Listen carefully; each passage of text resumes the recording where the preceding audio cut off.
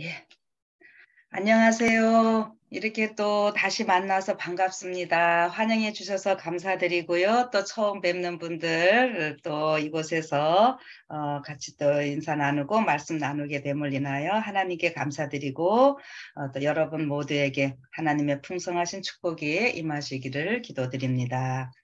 오늘은 우리 재림교회의 특별교리라는 제목으로 같이 말씀을 나누자고 하셔서 같이 좀 준비를 해보았습니다.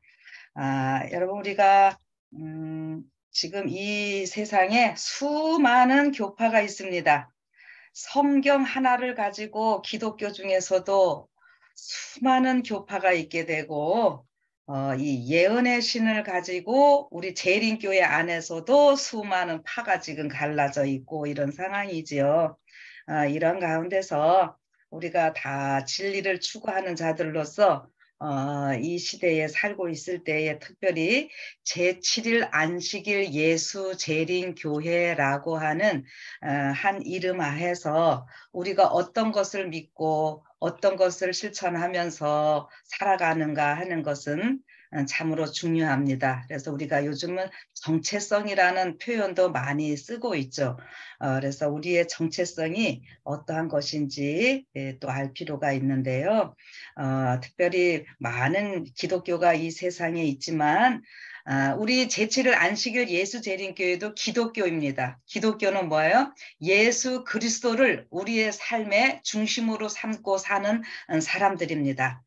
그런데 우리 재림교회는 그냥 일반 기독교와는 또 다르게 또 마지막 특별한 사명을 가지고 있음을 우리가 생각하는 것이 또 중요하죠. 그래서 일반적인 우리 기독교와는 조금 더 심도 있는 귀한 진리의 말씀들이 있기 때문에 우리가 그것을 특별교리라 이렇게 좀 표현을 합니다.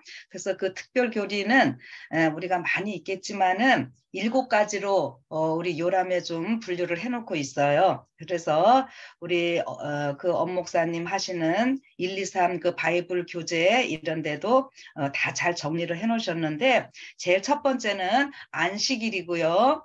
두 번째는 예수님의 재림입니다. 세 번째는 죽은 자의 상태에 대한 내용이고 네 번째는 성소이고요. 다섯 번째는 예언의 신에 대한 것입니다. 여섯 번째는 건강기별이고요. 일곱 번째는 하나님의 계명과 예수의 증거, 예수의 믿음. 이렇게 해서 이 7가지는 우리 재림교회 안에서 특별한 교리로 우리가 다루고 있는데 오늘 그것을 시간이 되는 데까지 또 함께 나눠보고자 합니다.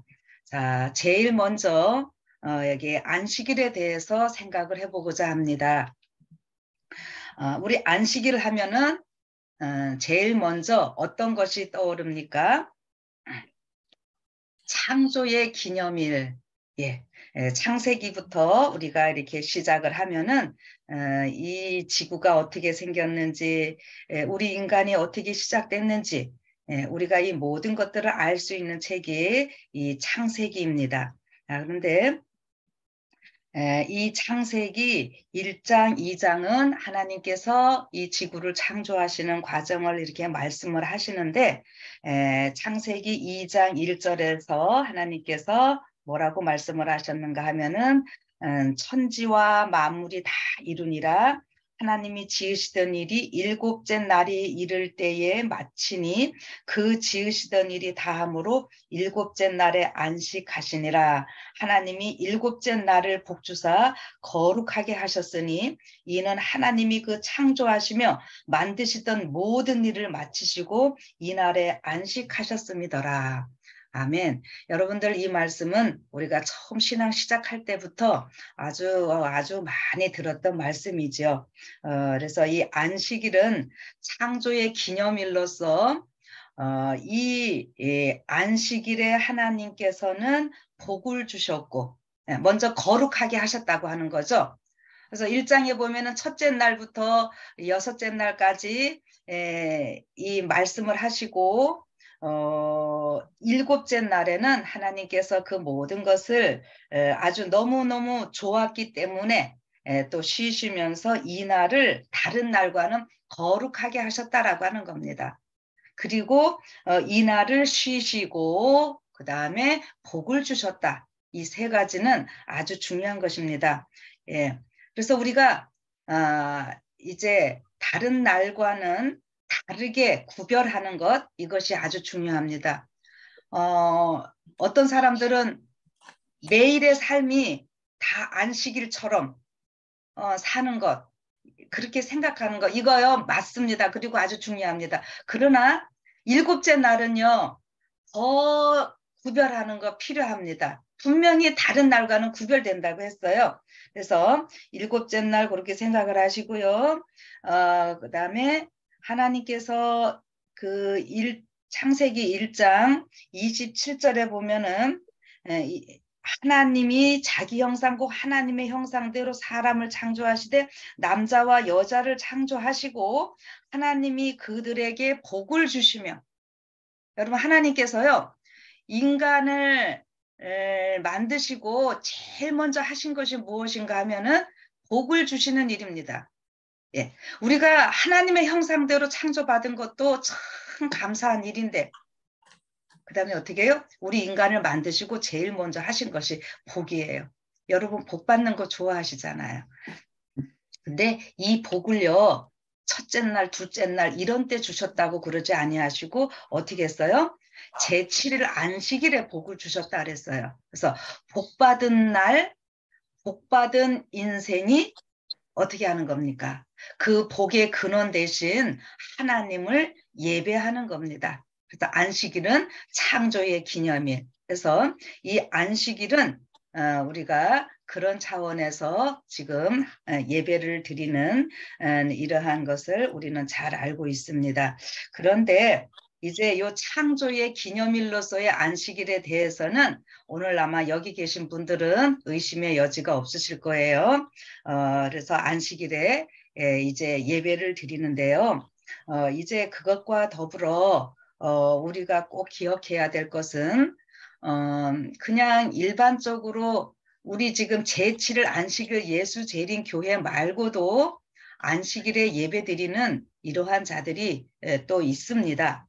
그러나 그들과 우리와의 또 조금 더 차별을 둔다고 하면은요, 이 안식일이 그냥 단순히 창조의 기념일, 하나님께서 우리의 창조 주시고 우리가 피조물이어서 이렇게 하나님께 예배 드리는 것, 요것뿐만이 아니라 오늘 제가 이제 하나 더 좀 추가를 할 것은요.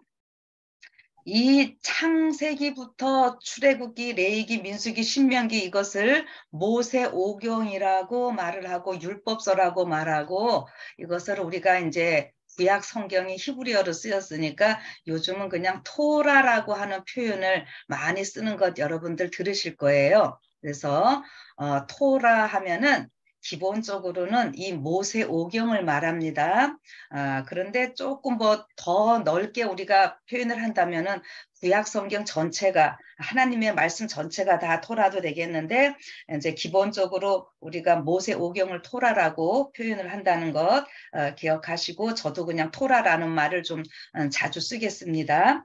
근데 이 토라는 모세가 썼기 때문에 모세오경이다 이렇게 이야기를 하는데 이 모세가 이 창세기를 쓸 때는 이 미디안 광야에서 썼습니다. 그러니까 한참 세월이 지나서 쓴 거라는 거죠. 그리고 모세는 어떤 사람이었어요? 이스라엘이 이집트에서 애굽에서 그 굉장히 힘들게 노역을 하고 있을 때에 하나님께서 모세를 통해서 그들을 애굽에서 인도해 내셨잖아요.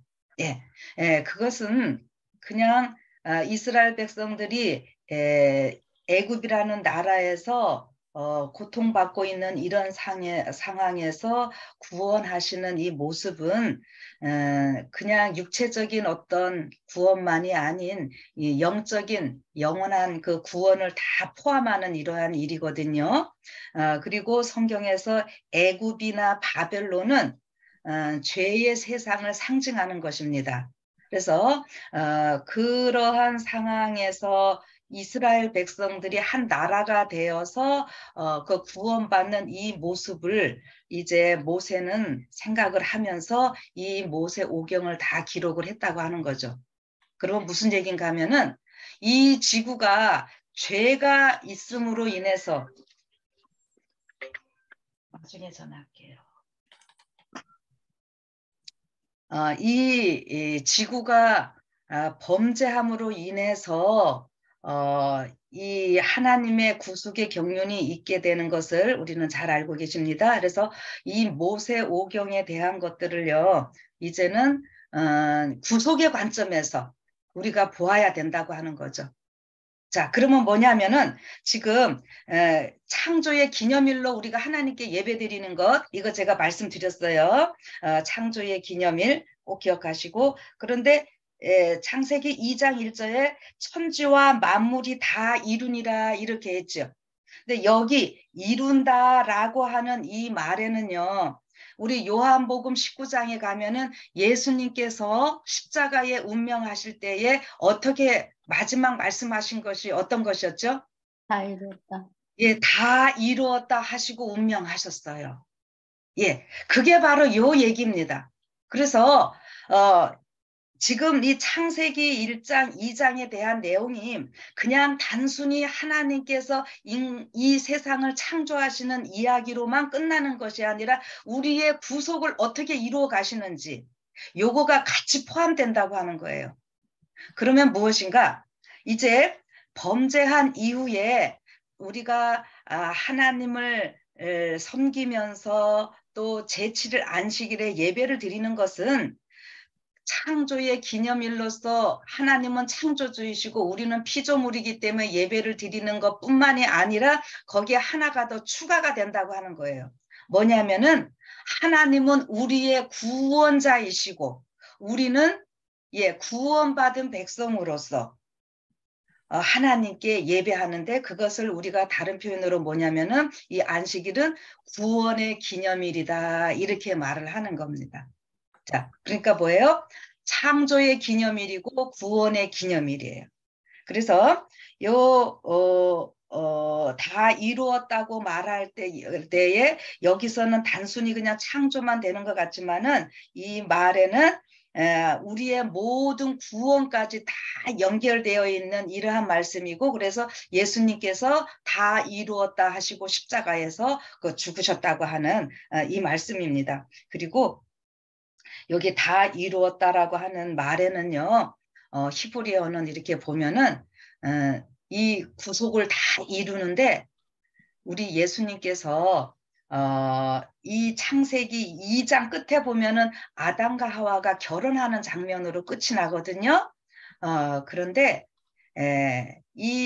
그냥 요것도 아담과 우리의 첫 조상인 아담과 하와가 결혼하는 요것으로만 끝나는 것이 아니라 지구 인류 전체를 신부로 표현하시고 우리 예수님이 우리의 신랑 남편이 되셔서 우리와 함께 결혼하시는 이러한 모습으로 성경은 또 이야기를 해주셔요.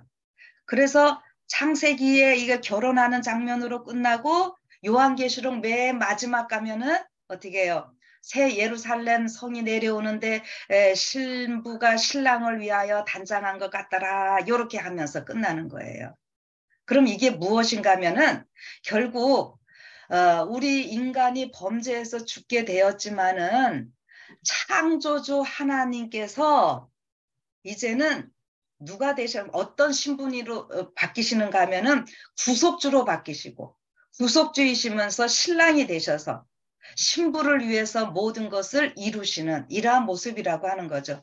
그래서 이게 다 이루었다라고 하는 말에는 우리 표현은 이렇게만 나오고 있지만은 이것을 조금 히브리어로 풀어서 설명을 하려고 그러면은 이 신부를 위하여 모든 구속을 다 구원에 관계된 모든 것들을 완전히 해결하시고 성취하시고 우리 신부들의 죄값을 우리 신랑 대신 예수님께서 다 치르시고 돌아가셨다.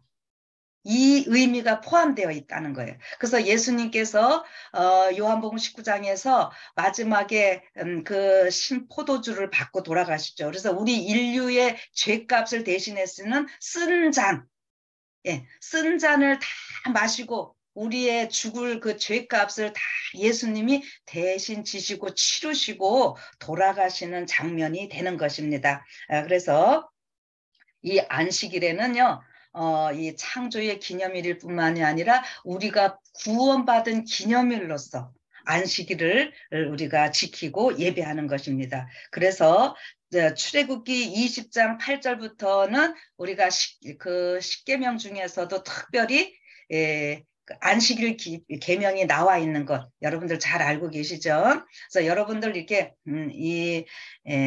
출애굽기 20장에 볼 때 안식일을 기억하여 거룩히 지키라 해서 쭉 나오고 있는 내용들은 잘 알고 계십니다. 그런데 신명기 5장 15절로 가보시면은 제가 지금 금방 말씀드린 구속에 관련된 이야기가 나오고 있어요. 안식일을 반드시 지켜야 하는 이유를 뭐라고 표현을 해놓고 계시냐면은 지금 이제 출애굽기 20장의 그 십계명에 아예 이 안식일을 기억하여 거룩히 지킬 것을 딱 그 법으로 이렇게 지정을 해 놓으시고 신명기 5장에서는 어떻게 표현을 하셨는가 하면은요. 5장 15절입니다. 너는 기억하라.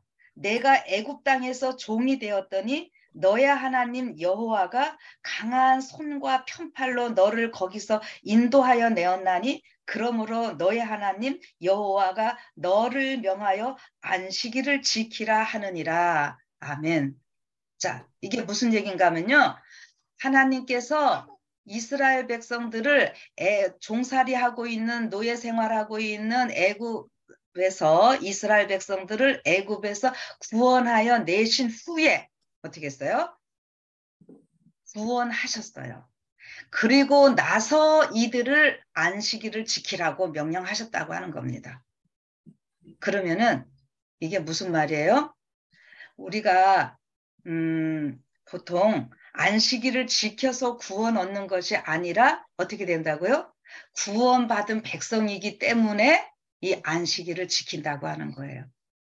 이게 아주 중요한 겁니다. 그냥 창세기 2장 1절부터의 말씀과 출애굽기 20장의 그 십계명에 있는 이러한 말씀들과 더불어 이 신명기 5장을 구속의 기념일로서 우리가 안식일을 지키는 것은 다른 교파와 안식일을 지킨다고 하는 다른 교파들과 아주 큰 차이점을 주고 있는 말씀이라고 하는 거예요. 그래서 안식일은 창조의 기념일이고 이렇게 구속의 기념일이고 요거 아주 두 가지 중요한데 그런데 이러한 상황에서 여러분과 저는 그러나 여전히 이 땅에서 우리가 죄의 세상에서 살고 있기 때문에 우리가 죄를 호흡하면서 우리가 또 삶 가운데 여러 또 좋지 않은 습관들에 물들여서 우리는 삽니다.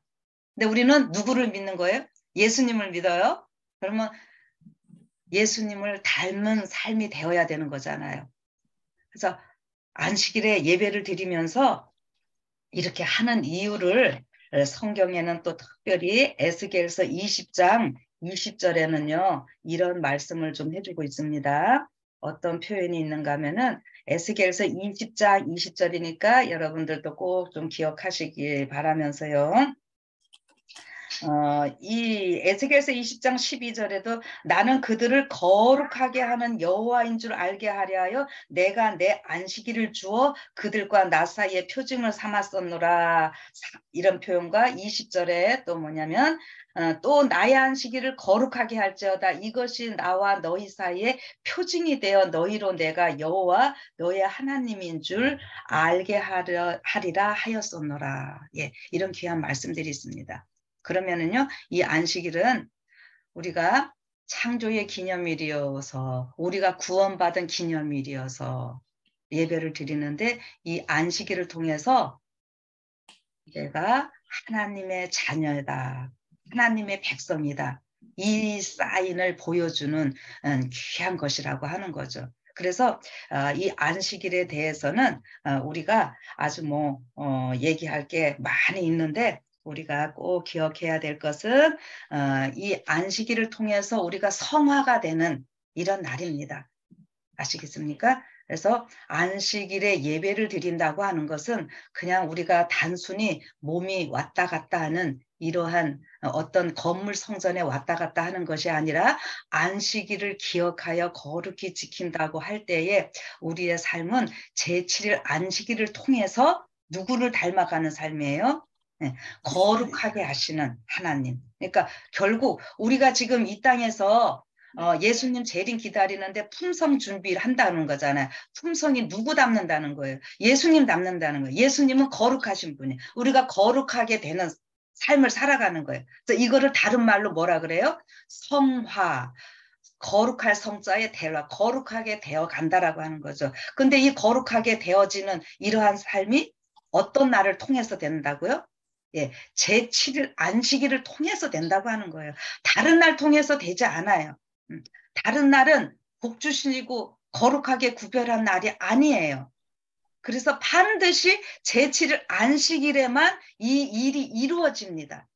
그리고 실질적으로 하나님께서 우리의 세포들을 만드실 때에 혹시 지난번에 우리 조병일 목사님의 설교를 들으신 분 여기에 계실 건데요. 이 안식일 유전자라는 것이 따로 있어요. 하나님께서 우리의 세포를 그렇게 만드셨어요. 그래서 안식일에 예배할 때에 그 세포가 활성화되면서 우리의 삶이 바뀌어지고 우리의 이 품성이 변화될 수 있도록 하나님께서 이렇게 해놓으셨다고 하는 것입니다. 그러니까 우리가 이 안식일을 지킨다고 하는 것은 강조를 해도 뭐 지나치지 않고요. 그리고 결국 이렇게 안식일로 인해서 변화된 우리들이 예수님 재림하실 때 예수님을 맞이하게 되는데 예수님 닮은 사람 데리고 가는 거잖아요.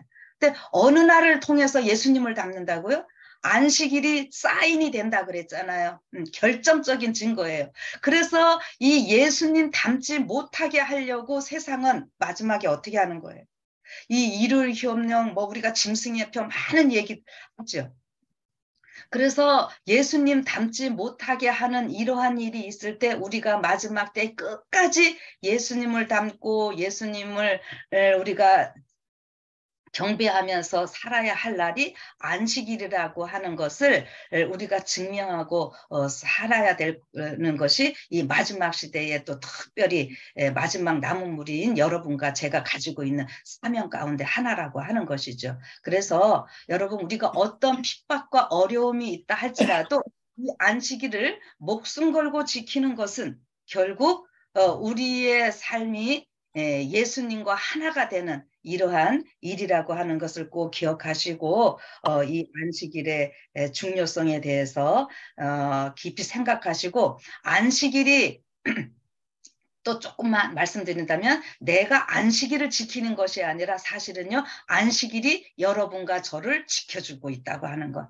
예, 이것을 꼭 기억하십시오. 그래서 안식일은 창조의 기념일이고 구속의 기념일이고 우리가 성화가 되는 이러한 날이고 그래서 안식일 유전자를 하나님께서 활성화시켜 주시는 이러한 귀한 날임을 여러분들이 기억을 하시고요. 이제 두 번째 주제로 좀 넘어가 보겠습니다. 이제 예수님의 재림에 대한 것입니다. 예수님이 왜 재림을 하셔야 될까요? 지금 이 하나님께서 이 세상을 창조하셨는데 우리가 범죄하지 않았다면은 사실 안식일에도 어떤 구속의 기념일 이런 표현이 있지 않아도 돼요. 그냥 창조의 기념일로서 그냥 하나님은 우리의 창조주이시고 우리가 피조물이기 때문에 하나님 경배하는 이러한 일인데 지금 우리 교리 가운데 둘, 셋, 넷, 다섯, 여섯, 일곱 모든 것들이 다 왜 필요하냐면은 범죄하였기 때문에 것이 필요한 겁니다. 그러니까 특별히 예수님의 재림인데 이 범죄하지 않았으면은 우리가 에덴 동산에서 계속 다들 살고 있겠죠. 그런데 범죄함으로 인해서 이러한 일이 있게 되잖아요. 그래서 예수님의 재림이 있게 되는데 예수님의 재림은 무엇을 전제로 하는 것인가? 예수님의 초림이 있으셨다고 하는 것이죠. 그래서 예수님의 초림이 있게 되는데 예수님께서 땅에 2000년 전에 인간으로 오셨습니다. 자, 어떤 분이 인간으로 오신 거예요?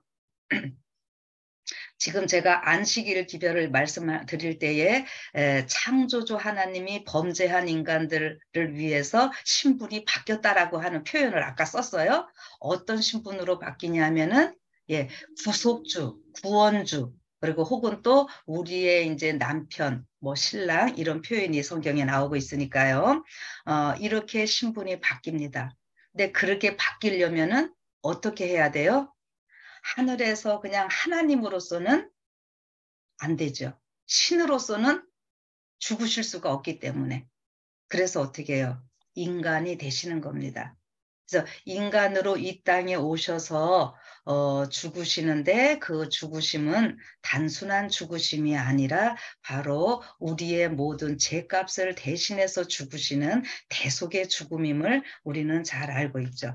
그래서 우리가 예수님께서 이 땅에 초림하신 이유는 어떻게 해요? 우리의 죄값을 대신해서 죽으시고 모든 우리의 구속 사역을 이루시기 위해서 이 땅에 오셨고요. 그래서 그 죽으심이 바로 이 십자가에서 죽으신 죽음 우리는 잘 알고 있고 그런데 그냥 죽었으면은 죄의 값은 사망인 이것으로 인해서 우리 예수님이 그냥 대신 죽으셨다면은요. 음, 별 의미가 없어요, 솔직히.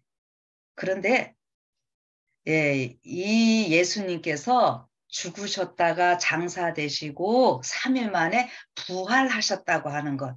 이것은요, 이 기독교의 가장 큰 교리입니다. 다른 어떤 타 종교와는 구별짓는 특별한 교리이기도 합니다. 그런데 그렇게 이제 부활하신 예수님이 하늘로 승천하시면서 뭐라고 말씀하셨어요?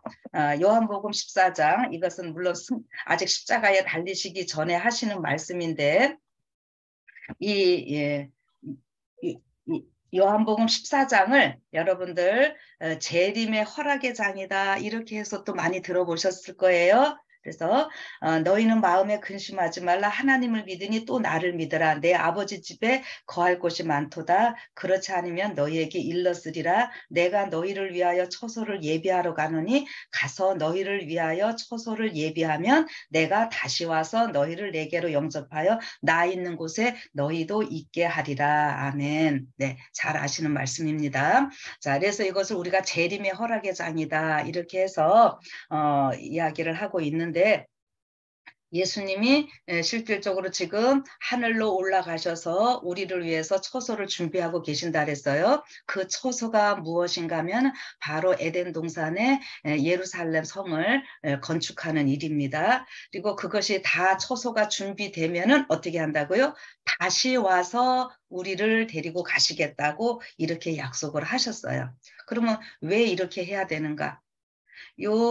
예수님의 초림과 재림에 대해서도 이제 제가 안식일을 하나님이 우리의 창조주이시고 우리가 피조물 그래서 창조의 기념일 이렇게 말씀드렸고 아까 구속의 기념일이라고 말씀드렸잖아요. 그래서 이제 구속의 기념일이라고 말씀드릴 때는 이제 우리 하나님께서 우리의 구속주가 되시는 모습인데 이 구속주가 되시는 이야기를 이 결혼의 비유로 하나님께서는 많이 말씀하셨어요. 그래서 예수님께서 초림하신 것은요.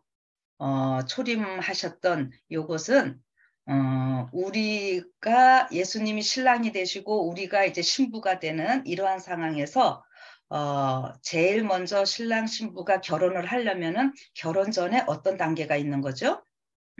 우리가 이 땅에서도 약혼이라는 걸 꼭 하잖아요. 네. 요 예수님의 초림은 우리와 어떤 그 약혼한 상태와 같은 겁니다. 예. 그래서 이 이스라엘의 그 결혼 문화에도 이런 모든 것들이 잘 나타나고 있는데 이 약혼을 한다고 하는 것은 성경에 또 정혼이라는 표현도 좀 나오고 있죠. 이 약혼을 한다고 하는 것은 무엇을 전제로 하는 거예요? 결혼을 전제로 하는 겁니다. 예. 약혼하고 그것이 다 끝이 아니라 약혼을 하고는 어떻게 해요? 결혼을 위해서 신부는 준비하면서 기다리고 있는 것들이 필요하지요. 예. 그래서 신랑이신 예수님은 우리의 집을 준비를 하고 계시고 신부인 우리는 품성 준비하는 거예요. 예, 마음 준비하고 있는 거예요. 그래서 이 예수님의 재림은 결혼입니다. 결혼. 그래서 재림을 하셔야만이 이 완성이 되는 거예요. 구속주로서 우리의 모든 것들을 행하시는 것 완성이 되는 이러한 모습입니다. 그래서 예수님의 재림이 반드시 있어야만 하고 예수님이 재림하실 때 어떠한 일이 있게 되냐면은 예수님의 초림은 이 죄된 모든 인류를 위해서 이 땅에 오셨고 죽으셨어요. 그런데 이제 예수님의 재림은 어떤 자들에게만 해당되는가 하면은 여기 히브리 다뭐 여러 성경들 있지만 제가 히브리서에 있는 말씀 하나만 좀 읽어드리면은 이렇게 표현하고 있습니다.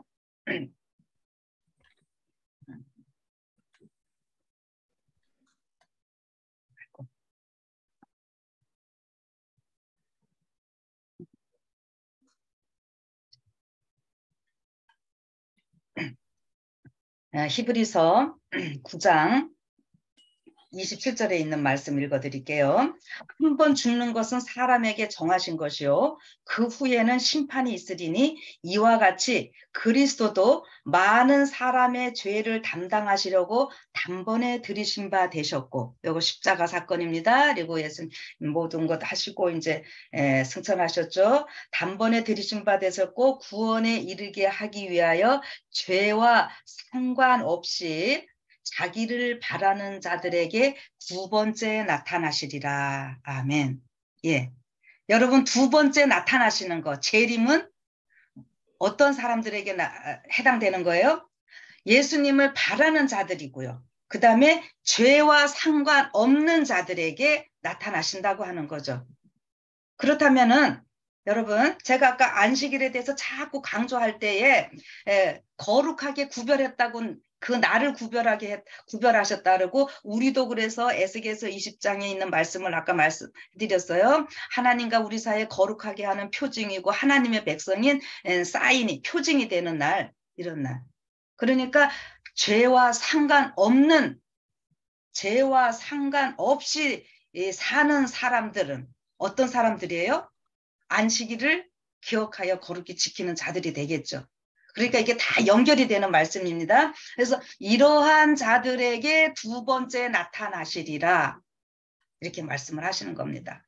그래서 예수님의 재림이 있어야만이 모든 것이 완성이 되어지는 겁니다.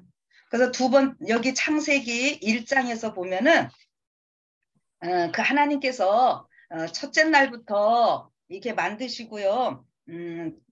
참 좋았다라고 표현을 하시고 그 다음에 저녁이 되며 아침이 되니 이는 몇째 날이니라 이렇게 하시는데 여섯째 날까지 그렇게 말씀하시고 일곱째 날은 그런 표현이 없어요. 결국에는요. 이 일곱째 날이 7이라고 하는 것이 완전수이고 하나님과 어떤 언약 관계에 들어가는 이러한 숫자거든요. 그래서 우리가 계시록 공부할 때도 이 7 아주 많이 나오는 것 뭐 아실 거예요. 그래서 그 안식일의 중요성을 제가 뭐 아무리 강조해도 지나치지 않는다 그랬는데 그 안식일의 중요성은 결국 무엇으로 완성이 되는 거냐 하면은 예수님의 재림으로 완성이 되는 것입니다. 그래서 예수님의 재림을 기다린 자들 예수님께서 우리 함께 하늘에서 이사야서 66장에 보면은 매 월삭과 매 안식일에 이르러 하나님 앞에 경배하는 이러한 모습을 또 이야기도 해주고 있다고 하는 것이죠. 자, 그래서 예수님의 재림은 이렇게 좀 제가 말씀을 드리고 세 번째 죽은 자의 상태로 좀 들어가도록 하겠습니다. 자, 여러분과 저는 이 땅에서 언젠가는 다 한번 죽게 되는 자들입니다. 그런데 이 죽은 자의 상태를 우리가 재림교회에 그 교리로서 이렇게 못 박아 놓는 이유가 무엇인가? 지금 세상은 혹은 하나님을 믿는다고 하는 자들에게도 어떠한 사상들이 많이 있는가 하면은 이 육신은 죽어서 땅에서 썩고 뭐 이렇게 해도 영혼이라는 것은 따로 존재를 해서 이렇게 그 영원히 살고 있다. 뭐 이런 생각들이 많이 있죠. 그래서 그것을 뭐라고 표현하는가 하면은 영혼 불멸설이다 이렇게 이야기를 합니다. 그런데 그거는 성경에 있는 말이 아니에요. 그래서 수많은 기독교에서 그런 영혼 불멸설을 믿고 있습니다. 그래서 사람이 죽으면은 개신교회에 이렇게 장례식에 여러분들 가서 이렇게 보시면은 목사님들이 마지막 하관 예배 때 이렇게 해요. 지금 누구누구 성도는 누구누구 집사는 육신은 지금 이 차디찬 땅속에 묻히지만 영혼은 지금 하나님께서 부르셔서 하나님의 품에 안기셨습니다. 그러니까 하나님이 부르셨다, 소천하셨다 이런 표현을 씁니다. 혹시 여러분들 들어보신 일 있으신가요? 근데 소천, 하나님께서 불러서 갔다. 이 목사들이 그런 말을 많이 씁니다. 자, 그런데 그거는요, 전혀 아닙니다. 그런 표현 쓰면은 안 됩니다. 그래서 지금 개신교에서도 진짜 성경 많이 연구하는 목사들은 소천이라는 표현 쓰지 말자 이렇게 그 몇 가지 용어들을 고치는 이런 모습을 제가 보게 되었고요. 이 영혼 불멸이라고 하는 것은 절대로 성경적이지 않다고 하는 거예요. 그러면은 어떻게 해요? 죽은 자의 상태가 어떻다고 하는 겁니다. 죽은 자는 아무것도 모른다고 하는 거지요. 그래서 죽으면은 우리가 흙에서 왔다 흙으로 가는 존재들이 되는 거예요. 그래서 한 줌 흙으로 가지만은 하나님께서 우리를 흙으로 만들었기 때문에 흙으로 가야 되는 이러한 일이지만은 거기에 하나님을 믿는 자들에게 있어서는 그것으로 끝이 아니라 어떻게 해요? 다시 부활할 수 있다고 하는 이러한 희망이 있기 때문에 우리는 죽음에 대해서 잠잔다라고 하는 표현을 성경은 쓰고 있습니다. 근데 아무것도 모르는 상태에서 무의식 상태에서 있다가 예수님 재림하실 때에 우리의 이 모든 것들이 부활을 합니다. 하나님께서 창세기 보면은 우리를 흙으로 만드셔서 흙으로 빚으신 후에 코에 생기를 불어 넣으시니 생명이 된지라 이렇게 했죠. 네, 그 생기는 바로 성령입니다. 하나님의 특별하신 거룩한 영으로서 우리를에게 불어 넣어 주셨고 그래서 우리가 이제 살게 되는 존재였는데 그것이 이제 사라진 상황이에요. 그래서 우리의 육이 부활할 때에 지금은 뼈가 있고 이렇게 이제 살이 있고 이렇게 해서 썩게 되는 이러한 존재지만은 부활할 때는 어떻게 되는 겁니까? 썩지 아니할 불멸의 존재로 모든 것들이 완전히 회복되는 이러한 모습을 성경에서는 말씀을 하십니다. 그래서 우리가 죽은 자의 상태는 아무것도 모른다는 것. 그래서 성경에서는 죽어서 영혼이 따로 존재하는 이러한 것이 아니라 아무것도 모르는 무의식 상태에서 이렇게 있는 모습 우리가 성경절 많이 들으셨던 거 제가 또 좀 인용을 해드릴게요. 데살로니가 전서에 있는 말씀입니다. 데살로니가 전서에서는 여기 이 데살로니가 교회의 성도들이 참 다 예수님의 재림을 기다리던 사람들인데 초대교회 때 이렇게 가족들이 뭐 죽고 이렇게 하니까 굉장히 슬퍼하는 거예요. 근데 우리가 일시적으로 슬퍼하는 거는 당연한 거지만 전혀 못 만날 것처럼 이렇게 슬퍼하지 말라고 하면서 사도 바울이 주신 말씀이 뭐였어요? 우리가 예수에 죽었다가 다시 사심을 믿을진데 자, 우리가 예수님 믿는 사람들인데 이제 예수 안에서 자는 자들도 죽은 자들이라고 표현하지 않고 예수 안에, 예수님 믿다가 죽었기 때문에 예수 안에서 자는 자들도 이렇게 표현하고, 하나님이 저와 함께 데리고 오시리라. 우리가 주의 말씀으로 너희에게 이것을 말하노니 주 강림하실 때까지 우리 살아남아 있는 자도 자는 자보다 결단코 앞서지 못하리라. 주께서 호령과 천사장의 소리와 하나님의 나팔로 친히 하늘로 쫓아 강림하시리니 그리스도 안에서 죽은 자들이 먼저 일어나고 그 후에 우리 살아남은 자도 저희와 함께 구름 속으로 끌어올려 공중에서 주를 영접하게 하시리니 그리하여 우리가 항상 주와 함께 있으리라. 그러므로 이 여러 말로 서로 위로하라. 아멘. 이렇게 말씀하고 있죠. 그러니까 예수 믿다가 죽은 자들은 예수님 재림하실 때 어떻게 해요? 그때에 부활합니다. 그래서 그것을 부활체라고 이렇게 표현을 하고, 여러분과 저는 조금만 더 건강하게 우리 김태호 장로님 잘 건강 관리하시면서 사신다면은 저는 분명히 우리가 이 시대에 예수님 맞이할 수 있으리라고 확신하면서 살고 있습니다. 그러면은 우리는요 죽음을 보지 않고 우리 예수님 재림 맞이할 텐데, 살아있는 우리들은 마지막 나팔 소리에 호련히 순식간에 호련히 변화되리니, 예. 그래서 여러분과 저는 살아있는 우리들은 변화체라고 이렇게 이야기를 해요. 그다음에 부활체, 변화체. 이렇게 해서 같이 만나서 공중에서 하나님이 3층 하늘에서 오시는데 공중에서 우리가 만난다고 이렇게 성경은 표현하고 있는 것입니다. 그래서 고린도전서에 있는 말씀도 이게 부활장이라고 우리가 이야기를 하는데, 이것을 또 조금 말씀을 드리면은 고린도 교회에도 똑같이 이 고린도전서 후서 다 우리 사도 바울 선생님이 쓰셨죠. 이렇게 말씀을 해주십니다. 또 자, 여기에 만일 그리스도 안에서 우리의 바라는 것이 다만 금생뿐이면 모든 사람 가운데서 우리가 더 불쌍한 자리라. 그러나 이제 여기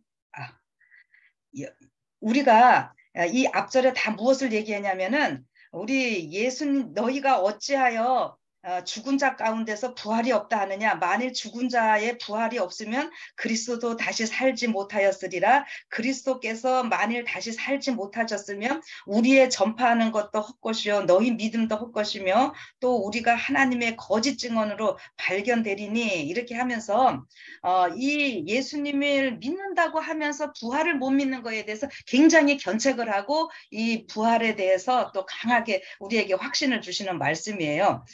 부활이 없고 부활이 있은 후에 그 다음에 이제 우리 내생 살아서 하늘 가고 하는 이런 것들 다 내세의 삶을 얘기하잖아요. 지금 현생만 있고 내세가 없다고 한다면은 여러분과 제가 가장 불쌍한 사람이라고 하는 거예요.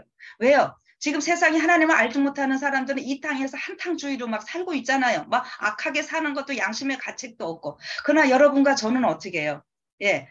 그렇지 못하잖아요.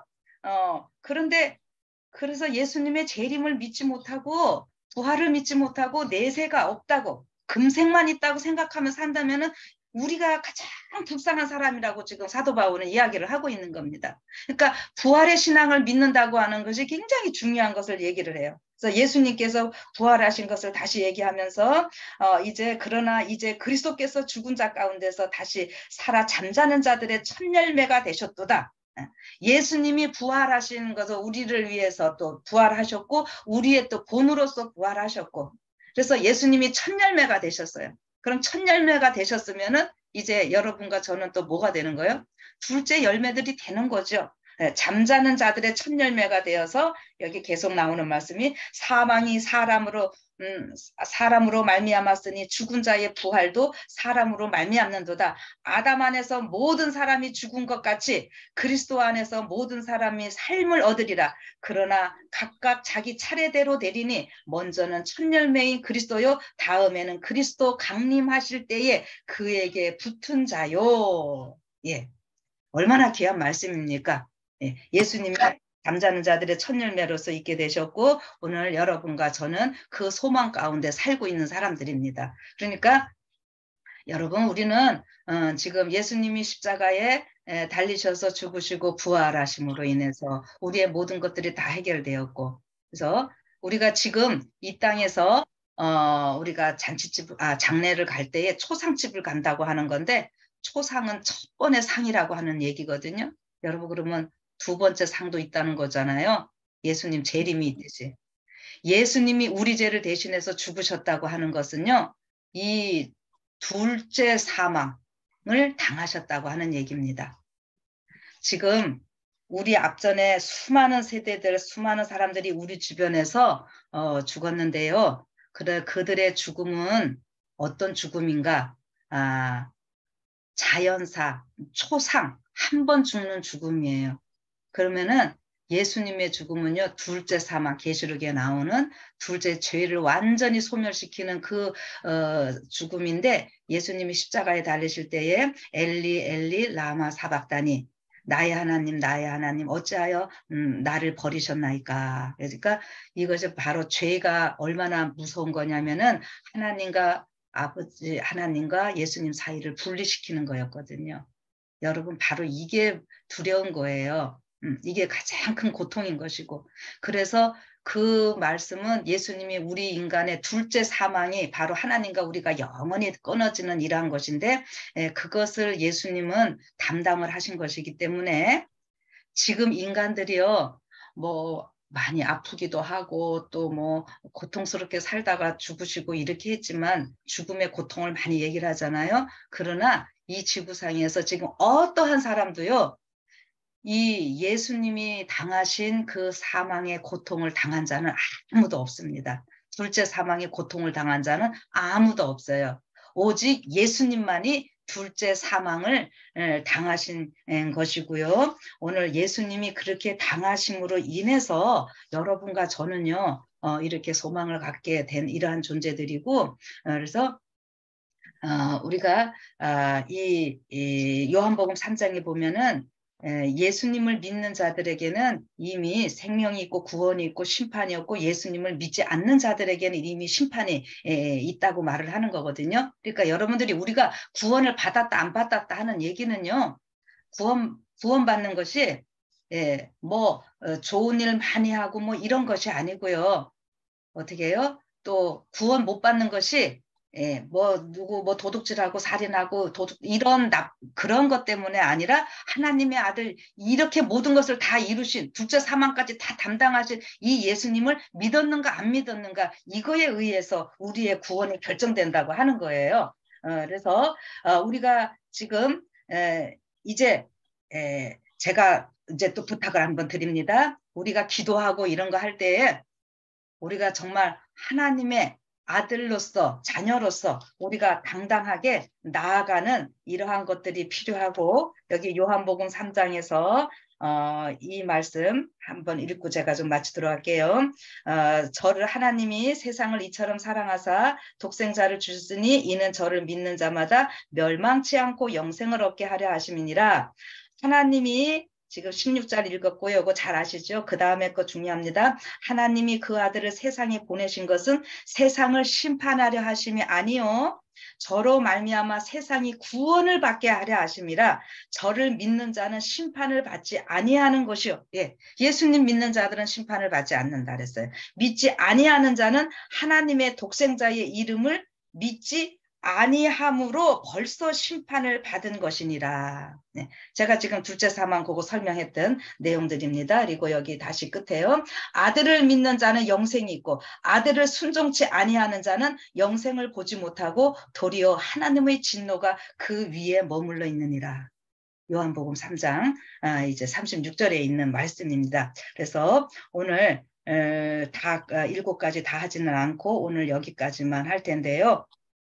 이제 이 안식일이 왜 중요한지 구속과 관련돼서 창조는 기본이고 구속과 관련돼서 가지고 예수님의 재림을 통해서 이 우리의 모든 구속이 완성되는 것이고 우리의 죽은 자들도 분명히 부활하는 이러한 모습. 그래서 부활체, 변화체. 여러분 둘 중에 아무거나 되면 되는 거예요.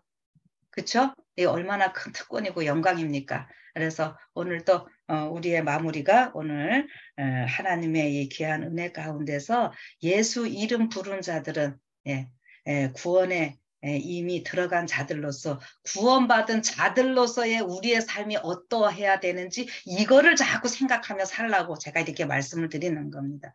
우리가 구원받을 수 있을까 없을까 이런 생각을 하는 것이 아니라 이미 구원받은 자로서의 어떠한 삶이 필요한지. 그래서 또 우리 한국에 계신 분들은 오늘 벌써 금요일 안식일 예비일이니까 이 안식일 다시 생각하시고, 미국에 계신 분들도 또 조금 더 길어지는 안식일이지만 안식일의 의미, 안식일을 통해서 우리가 예수님을 닮는 귀한 특권을 우리에게 주셨으니까 감사하면서 또 행복한 시간들 되시기 바랍니다.